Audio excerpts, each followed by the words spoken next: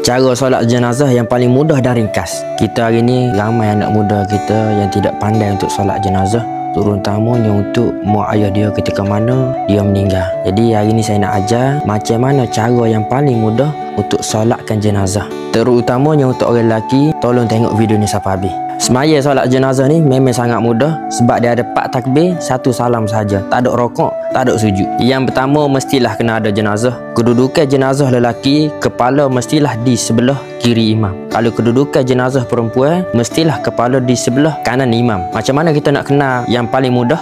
Contoh kalau kita semaya, tangan kanan kita adalah kepala lelaki dan tangan kiri kita adalah kepala perempuan. Kedudukan solat untuk jenazah lelaki sama betul dengan kepala jenazah. Kalau kedudukan untuk solat jenazah perempuan adalah sama betul dengan pinggang jenazah. Sebelum kita mulakan solat jenazah, yang pertama mestilah kita kena niat. Cara niat dia sangat mudah. Ikut saya kita niat sama-sama. Usalli ala hazal mayyit arba'a takbiratin fardul kifayah makmuman ataupun imaman lillahi ta'ala. Sahaja aku semaya ke atas jenazah ini 4 takbir fardu kifayah mengikut imam ataupun sebagai imam kerana Allah Ta'ala. Takbir yang pertama, Allahu Akbar, baca Al-Fatihah sehingga selesai.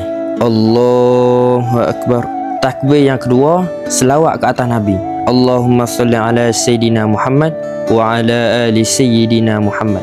Allahu Akbar.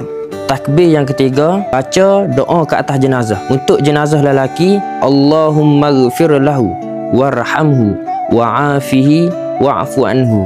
Untuk jenazah perempuan, Allahumma ghfir laha warhamha wa'afiha wa'fu anha. Kalau kita teringat juga, kita bacalah Allahumma ghfir lahu 3 kali. Allahumma ghfir lahu, Allahumma ghfir lahu, Allahumma ghfir lahu. Tak ada masalah. Dan takbir yang keempat, Allahu Akbar.